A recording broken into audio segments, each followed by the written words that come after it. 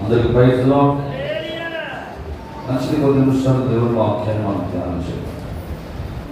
యేసుక్రీస్తు ప్రభు వారితో పాటు కుడి పక్క ఒక దొంగ, ఎడమ పక్క ఒక దొంగ. వారిలో ఒక దొంగ ఏం చేస్తున్నాడు? నేను అనేకమైన పాపములు చేశాను, ఈ శిక్ష నాకు తగినది, నీవైతే ఏ పాపము లేని వాడవు అని చెప్పి ఒక దొంగ మాట్లాడుతూ ఉన్నాడు. మరొక దొంగ ఏమన్నాడు? నువ్వు నిజముగా దేవుని కుమారుడు అయితే నువ్వు రక్షించుకుని మమ్మల్ని కూడా రక్షించుకోవచ్చు.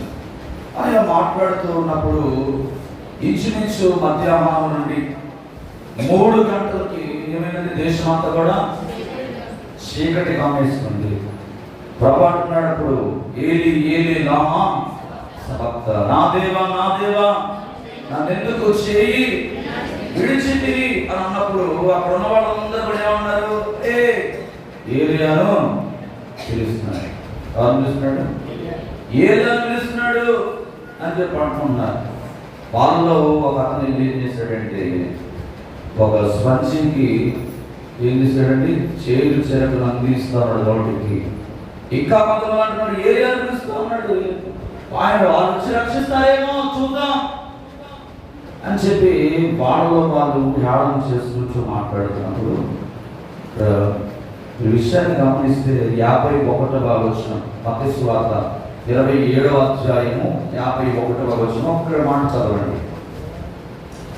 అప్పుడు దేవాలయపు తెర పై నుండి క్రింది వరకు 2గా చినిగెను, భూమి వణికెను, కొండలు బద్దలాయెను, సమాధులు తెరవబడెను, నిద్రించిన అనేక మంది పరిశుద్ధుల శరీరములు దేవునికి స్తోత్రం కలుగును గాక. యేసుక్రీస్తు ప్రభువారు శిలువపై వేలాడుతున్నప్పుడు ప్రకృతిలోనూ అలాగే దేవాలయంలో ఒక అనూన్యమైన మార్పులు చోటు చేసుకుంటా ఉన్నాయి. ప్రియమైన వారిని గమనించండి, ఇది కేవలం ప్రకృతి వైపరీత్యం ఎంత మాత్రం కూడా కాదు. అదేంటో తెలుసా? దేవుని యొక్క తీర్పు. హల్లెలూయా.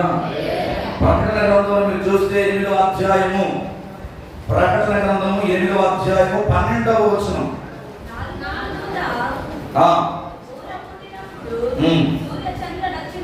4వ దూత బూర ఊదినప్పుడు సూర్య చంద్ర నక్షత్రములలో ఎన్నో భాగం అండి, 3వ భాగం అంతా కూడా ఏమైపోయిందంట?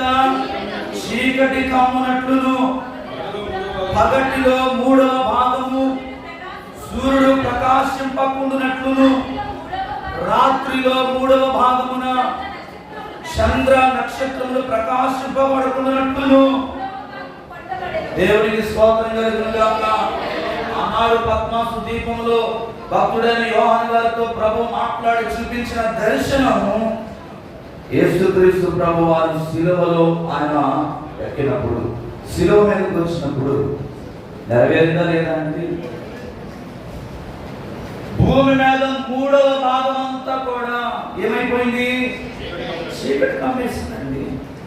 మధ్యాహ్నం 3 గంటలకి దేశం అంతా కూడా చీకటి అయిపోయింది. చీకటి కలగడానికి అది ఏమంటారంటే సూర్య గ్రహణం కాదు. ఎందుకనంటే పస్కా పండుగ ఎప్పుడు కూడా ఏ కాలంలో వస్తుందంటే పౌర్ణమి కాలంలో పస్కా పండుగ అనేది వస్తుంది. పస్కా పండుగ ఎప్పుడు వస్తుందండి? పౌర్ణమి కాలంలో. తెల్లగా చక్కగా నిండు పౌర్ణమి వచ్చినప్పుడు పస్కా పండుగ అనేది వస్తుందని భక్తులు వాక్యం ద్వారా మనం చూస్తూ ఉన్నాం. అది పస్కా దినం కూడా కానే కాదు, కానీ దేవుని యొక్క తీర్పు కలిసి సాదృశ్యంగా ఉంటుంది. రెండవది ఏంటంటే నిబంధనకు సూచనగా కనబడతా ఉంది. నిబంధనకు సూచన. దీని యొక్క ఆత్మీయమైన మర్మం మనం ఆలోచన చేస్తే, మానవులు చేసిన పాప భారం అంతటిని కూడా యేసుక్రీస్తు తనపై మోసుకుంటాడు, తనపై వేసుకున్నాడు. ఆ శిక్ష అంతా కూడా, ఆ యొక్క భారం అంతా కూడా ఆయన తన భుజాల మీద తీసుకున్నప్పుడు తన ముఖాన్ని కుమారుడి యొక్క వైపు నుండి మరుగు చేసుకుని ఉన్నాడంట. మరుగు చేసుకుని కుమారుడు అనుభవిస్తున్న బాధ, యేసుక్రీస్తు ప్రభువారు ఆ కలవరిశిలలో అనుభవిస్తున్న ఆ యొక్క ఘోరమైన బాధను తండ్రి అయిన దేవుడు చూడలేక ఆయన ముఖం లాగా పక్కకు తిప్పేసుకున్నప్పుడు ఏర్పడ్డ చీకటిని వాక్యం ద్వారా మనం చూస్తా ఉన్నాం. దేవుడికి స్తోత్రం కలిగిన లోకము పాపముతో నింపబడినప్పుడు దేవుని యొక్క తీర్పు అంధకారం వలె ఈ భూమి మీదకి దిగి వచ్చింది.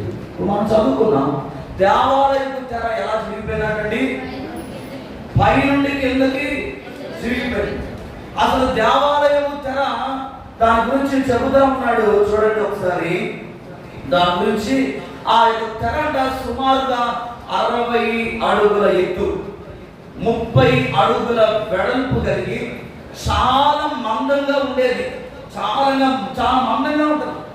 ఒక మనిషి పై నుండి 60 అడుగుల ఎత్తులో ఉన్న ఆ యొక్క దేవాలయపు తెర ఒక మనిషి చించడం అంటే అది సామాన్యమైన పని ఆమె కాదండి. హబక్కూకు గ్రంథంలో పెడితే దీని గురించి హబక్కూకు గారు ఒక ప్రవచన రీతిగా మాట్లాడుతూ ఉన్నాడు. 3వ అధ్యాయము 10వ వచనము.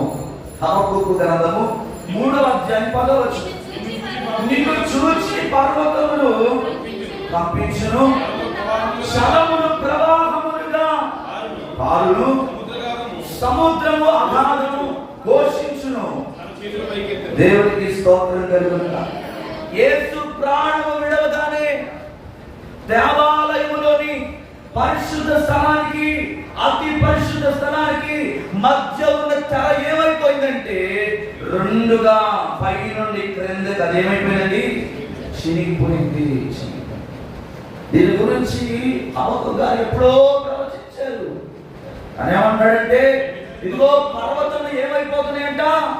యేసు ప్రభు ఆయన తన ప్రాణమును ఇదిగో తండ్రి నా ప్రాణము నీ చేతికి అప్పగించుచున్నాను అని ఎప్పుడైతే పలికాడో పర్వతములు ఏమైపోయినాయండి?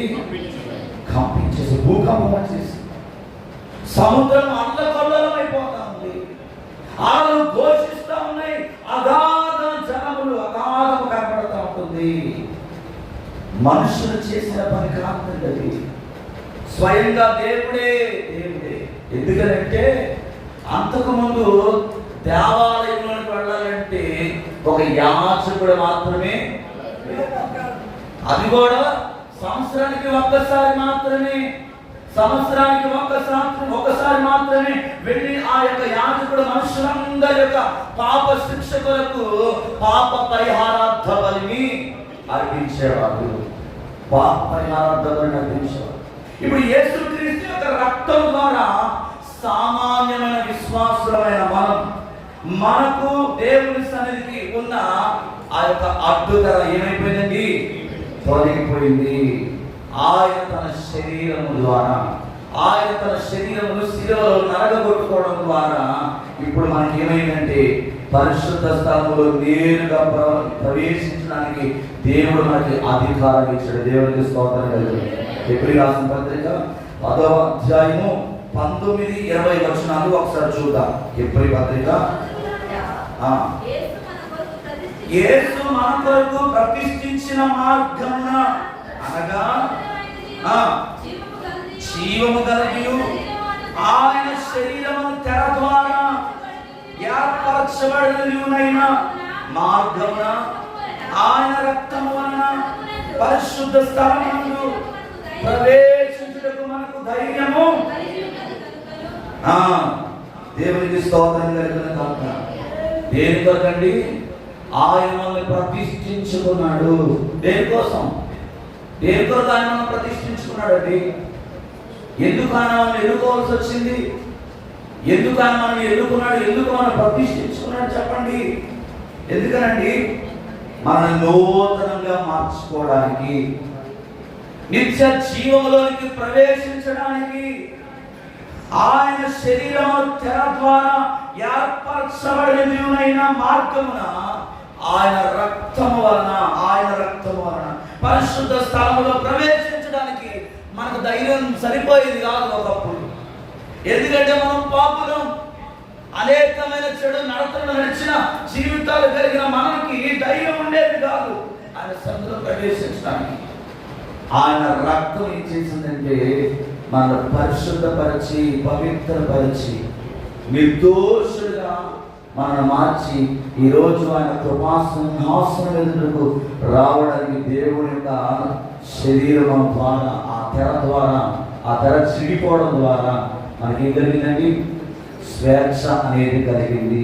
ఎఫెసీ పత్రిక 3వ అధ్యాయం 12వ వచనం చదివితే ఆయన అందరి విశ్వాసము చేత ధైర్యమును నిర్భమైన ప్రవేశమును ఆయన బట్టి మనకు ఎవరికి స్తోత్రం కలుగుతా. ఆయన అందరి విశ్వాసము ద్వారా నీ నీతిని బట్టి కాదు, నీవు చేసిన పనులు బట్టి కాదు, ఆయన అందరి విశ్వాసము ద్వారా మాత్రమే, ఆయన చేసిన త్యాగం ద్వారా మాత్రమే, ఆయన మన కొరకు తన ప్రాణాన్ని అర్పించడం ద్వారా ఈరోజు ఈ అతి పరిశుద్ధ స్థలంలోనికి నువ్వు రాగలిగావు. దేవునికి స్తోత్రం కలుగుతా. అయితే ఈ అతి పరిశుద్ధ స్థలంలో ప్రవేశించడానికి దేవుడు మన కొరకు అంత త్యాగం చేస్తే ఈనాడు ఈ అతి పరిశుద్ధ స్థలం చాలా మందికి ఏమైపోతుంది? వ్యాపార స్థలంగా మారిపోతా ఉంది. ఒక ఆహ్లాదకరమైన పార్కులకు వెళితే ఆట ఆడుకోవడానికి వెళ్తే ఎట్లా ఉంటుందో ఈ రోజు మందిరం కూడా ఒక ఆట స్థలంగా మారిపోతా ఉంది. కొంతమందికి భయభక్తులు లేని జీవితం, దేవుడు అంటే భయం లేదు, దేవుని సన్నిధి అంటే భయం లేదు, ఆయన వాక్యం అంటే భయం లేని జీవితాలు జీవిస్తున్నారండి. గమనించండి, ఆయన అందరి విశ్వాసము చేత ఈరోజు ధైర్యంగా ఆయన కృపాసింహాసనం దగ్గరికి వచ్చే సంగతి జ్ఞాపకం పెట్టుకో. యోహాను సువార్త 5వ అధ్యాయం 25 నుండి 29వ వచనం వరకు ఒకసారి చదివితే, యోహాను సువార్త 5వ అధ్యాయం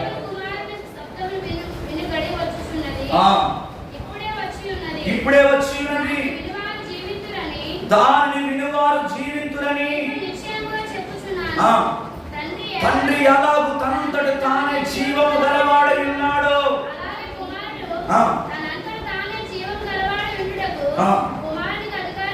కుమారునికి అధికారం అనుగ్రహించు.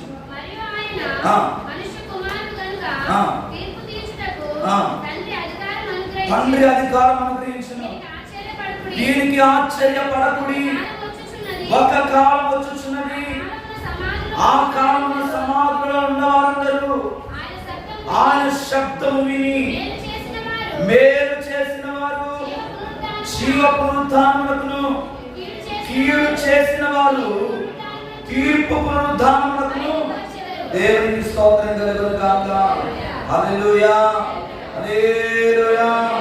చూడండి ప్రియమైన మృతులు దేవుని కుమారుని శబ్దము వినే గడియ వచ్చుచున్నది. అది ఇప్పుడే వచ్చింది అంటున్నాడు. మనం అనుకుంటున్నాం కదా దేవుని రాకడా ఇంకా చాలా కాలం తర్వాత వస్తుంది, ఇంకా చాలా సమయం ఉంది దానికి, ఇంకా చాలా మనము ఏమైనా చేయొచ్చు అని ఈరోజు చాలా మంది అనుకుంటున్నారు. కానీ ప్రభు చెబుతున్నాడు ఇప్పుడే అది వచ్చినది, దాన్ని వినువారు జీవితులని మీతో నిశ్చయముగా. దేవునికి స్తోత్రం కలుగుతుంది. తండ్రి ఎలాగైతే తనంతట తాను జీవం గలవాడైనాడో కుమారుడు కూడా తనంతట తాను ఏం కలిగి ఉన్నాడండి? ఆయన శిలువకి ఎక్కాడని చెప్పి ఈరోజు నువ్వు ఆశ్చర్యానికి గురి కావాల్సిన అవసరం లేదు. అది తండ్రి యొక్క అధికారమైనదని వాక్యం చాలా స్పష్టంగా చెబుతా ఉంది. జీవ మార్గంలో నడిచిన వాడు ఎక్కడెళ్తాడంట? జీవపు పునరుద్ధానంలో వెళ్తాడు. మేలు చేసిన వారు, కీడు చేసిన వారు ఎక్కడెళ్తారంటే తీర్పు పునరుద్ధానానికి వెళతారని చాలా స్పష్టంగా లేఖనం చెబుతా ఉంది. ఈరోజు అనుకోవచ్చు రేపు వస్తాడు, మాకు వస్తాడు, ఎల్లుండి వస్తాడు. కాదు, ఆయన దొంగ వలే వస్తానని దేవుడు చెప్తా ఉన్నాడు. ఆయన ఎప్పుడు వస్తాడో తెలియదు. ఈ రాత్రిలో సిద్ధంగా ఉన్నావా? ఈ జీవితంలో సిద్ధపాటు కలిగినావా? నువ్వు మేలు చేస్తే జీవపు పునరుద్ధానంలో పెడతావు. కీడు చేస్తే తీర్పు పునరుద్ధానంలోనికి మనం తప్పకుండా వెళ్ళవలసిన వారమై ఉన్నాము కనుక ఆయన శిలువను మనం నిర్లక్ష్యం ఎంత మాత్రం కూడా చేయకూడదు. దానియేలు అంటారు 12వ అధ్యాయం 2వ వచనంలో, దానియేలు గ్రంథము 12వ అధ్యాయం 2వ వచనంలో ఒకసారి చూడండి. దానియేలు గ్రంథము 12:2, మరియు సమాప్తిలో నిద్రించు అనేకులు మేలుకొనుదరు, కొందరు నిత్య జీవము అనుభవమును అనుభవించుటకును, కొందరు నిందల పాలకుటకును, నిత్యముగా ఏలకుటకును. అది దేనికోసం అండి? కొందరైతేనంట నిత్య జీవమైన అనుభవానికి వెళ్తారంట, మరికొందరేమో నిందల పాలవుతారంట, మరికొందరేమో హేయమైన వారిగా మారిపోతారంట. నువ్వు ఏ గుంపులో ఉన్నావు? ఈ రాత్రి మనం అందరం ఏ గుంపులో ఉన్నామో పరిశీలన చేసుకోవాలి. యేసు ప్రభువు నమ్ముకున్నాను, క్రైస్తవుడు అనే ఒక బోర్డు పెట్టేసుకున్నాను. నేను క్రైస్తవుడు అనే బోర్డుని పెట్టుకున్నాను కాబట్టి నేను పరలోకానికి వెళ్ళిపోతానంటే కుదరదు. ఆ నిత్య జీవ మార్గమైన యేసును ఏం చేయాలి? నీ స్మరణకు తెచ్చుకోవాలి. ప్రతిరోజు నీ ఆలోచనలో ఆయనే ఉండాలి, నీ తలంపులో ఆయనే ఉండాలి, నీ నడవడిక అంతా కూడా ఆయనకు నువ్వు అప్పగించుకుంటే ఇదిగో నిత్య జీవం అనుభవంలోకి వెళ్తావు. ఈరోజు నిందల పాలయ్యే అనుభవంలోకి మనం వెళ్ళకుందుము గాక, హేయమైన వారిగా మనం ఉండకుందుము గాక. దేవునికి స్తోత్రం కలుగుతున్నాము. మనం ఎందుకు ఎన్నుకోబడ్డామంటే నిత్య జీవంలోకి వెళ్ళడానికి.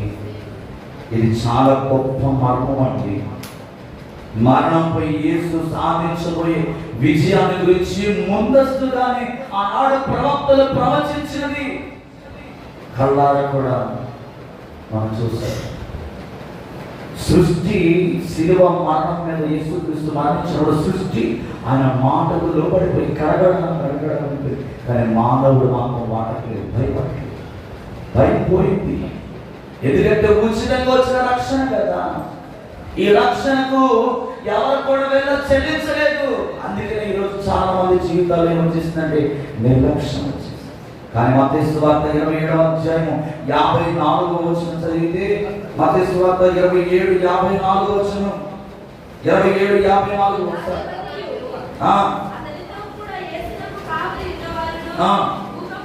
అమ్మ 54 చదవండి.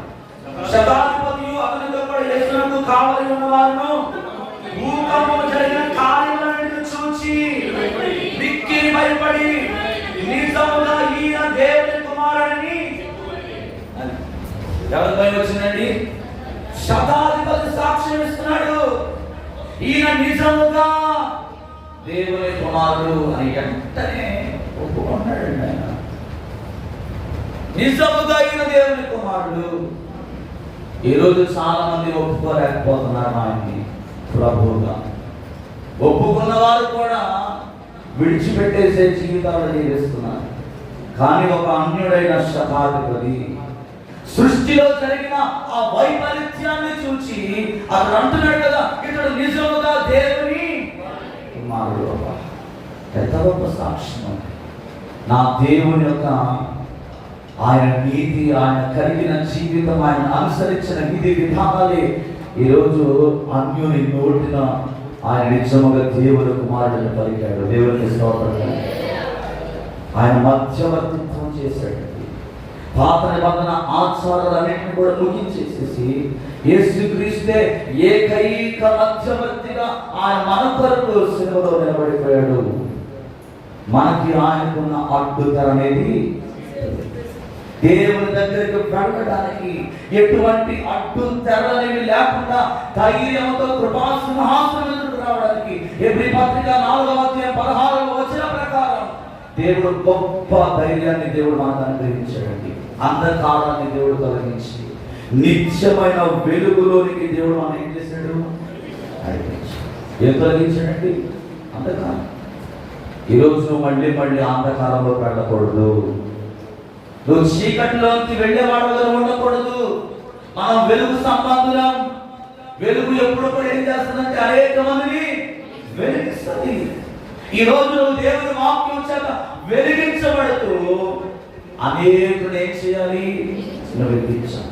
చివరిగా హెబ్రీ పత్రిక 9వ అధ్యాయం 11-12 వచనాలు చదివితే, హెబ్రీ పత్రిక 9వ అధ్యాయం 11-12 వచనాలు. అయితే క్రీస్తు రాబోచున్న మేలు విషయమై ప్రధాన యాజకుడిగా వచ్చి హస్తకృతము కానిది అనగా ఈ సృష్టి సంబంధము కానిది మరి ఘనమైనది పరిపూర్ణమైనదియునైనా గుడారము ద్వారా మేకల యొక్కయు కోడల యొక్కయు రక్తముతో కాక తన స్వరక్తముతో ఒక్కసారి దేవునికి స్తోత్రం కలుగునుగాక. శిలువపై తెర చిరిగిపోవడం అనేది మానవ చరిత్రలో అత్యంత సంతోషకరమైన గొప్ప వార్త అండి. దేవునికి స్తోత్రం కలుగునుగాక. ఎందుకనంటే దేవునికి మనిషికి ఉన్న అడ్డుగోడంతా కూడా ఏమైపోయింది ఇప్పుడు? అది ఎలా సాధ్యమైందంటే మేకల రక్తం వలన కోడి రక్తం వలన కాదు, యేసుక్రీస్తు యొక్క స్వరక్తం, సొంత రక్తం, ఆయన తన స్వరక్తం శిలువలో కార్చిన దాన్ని బట్టి మానవునికి దేవునికి మధ్య ఉన్న అడ్డుగోడ ఏమైపోయింది? రెండుగా చీలిపోయింది. ఈరోజు దేవుడు మనకు స్వేచ్ఛను ఇచ్చాడు. ఇచ్చిన స్వేచ్ఛను మనం ఏం తెలుసా? ఉపయోగించుకోవాలి, దుర్వినియోగపరచుకోకూడదు. మనం చాలా అతి దగ్గరలో దేవుని రాకడ రాబోతా ఉంది. చాలా మంది పాట పాడుతూ ఉంటారు. ఏ పాటది? రాకడొస్తుందిరా రైలు బండిలాగా, కోత వేస్తుందిరా కడవలి బండిలాగా. ఎట్లా వస్తుందంట? రైలు బండి ఎంత వేగంతో వస్తుందో, నా యేసయ్య ప్రధాన దూత శబ్దముతో వేవేల దూతల పరివారముతో ఆయన రాబోతున్నాడు. ఆయన రాబోతున్నాడు. నువ్వేం చేయాలి? సిద్ధపాటు కలిగి ఉండాలి. మానవునికి దేవునికి తొలగిపోబడిన ఆ అడ్డు కూడా యేసయ్య శిలువను తీసివేశాడు. ఈరోజు ధైర్యంగా అంటే రావడానికి నీకు అవకాశం ఇచ్చాడు. కనుక నువ్వు మళ్ళీ ఆ పాపపు కొరతలోనికి వెళ్ళకూడదు, ఆ మోసకరమైన పనుల్లోకి వెళ్ళకూడదు, ఆ అన్నిల గుంపులను చేరకూడదు. నువ్వు పరిశుద్ధులతో సహవాసం చేసేవాడుగా ఉండాలి. వెలుగైన క్రీస్తులను నడిచి అనేక మందిని వెలిగించేవాడుగా ఉండాలి. అంతేగాని మరలా కుక్క తన వాంతుకు తిరిగినట్టుగా నువ్వు ఆ పాప కొరతలోనికి పొరడానికి నువ్వు ఎంత మాత్రం కూడా తిరగడానికి సాహసము చేయకూడదు. ఇదిగో ఈ రాత్రికాల సమయంలో మేలు నువ్వు చేయగలిగితే జీవపు పునరుత్థానంలో నిన్ను పెడతావు. కీడు చేసేవాడుగా మనం ఉంటే తీర్పు పునరుత్థానంలోనికి మనము పెడతాం. ఆయన మనని వేగం ఉంటే మన జీవితాన్ని సరి చేసుకుందాం. ఈ 40 రోజుల ఉపవాస ప్రార్థన దేవుడు మనకి ఎందుకు ఇచ్చాడంటే మనలో మనం కడుక్కోవడానికి, పరిశుద్ధపరచుకోవడానికి, నీతిగా మనం మార్చుకోవడానికి ప్రభు మరొకసారి మనకు అవకాశం ఇచ్చాడు. కనుక మనం అందరి పడతాడు వచ్చుగా ప్రార్థన చేసుకుందాం. ప్రభు మన జీవితాల్లో కలగజేసిన గొప్ప అవకాశం. దేవునికి మానవునికి ఉన్న అడ్డు కూడా ఆయన శిలువలో రెండుగా చీల్చేసి ఆయన కృపాసింహాసనం ధైర్యంలో రావడానికి దేవుడికి చక్కని అవకాశం ఇచ్చాడు. కనుక ఈ అవకాశాన్ని ఉపయోగించుకుందాం. ఇక నశించిపోతున్న ఆత్మలు ఎంతో మంది లోపల దొరుకుతున్నాయి. మన చుట్టాలు, మన బంధువులు, మన స్నేహితులు ఎంతో మంది లోపల దొరుకుతున్నారు. ఈ గంట సమయాన్ని కూడా ఉపయోగించుకోవాలి చాలా మంది ఉంటారు. కానీ నీకు నాకు దేవుడు చక్కని అవకాశం ఇచ్చాడు. కనుక ఈ అవకాశాన్ని ఉపయోగించుకుంటూ పెద్దబడిన వాక్యం కొరకు, దేశం కొరకు మనం ప్రార్థన చేస్తుంది కదా. ఒకరు ప్రార్థన చేసినప్పుడు మరొకరు మౌనంగా ఉండకుండా ఏకీభవిస్తూ, వారితో పాటు ఏకీభవిస్తూ భారపరితమైన హృదయంతో మనం ప్రార్థన చేద్దాం. మనందరినీ కూడా అమ్మగారు ప్రార్థన నడిపిస్తుంటారు. ఏకీభవిద్దాం.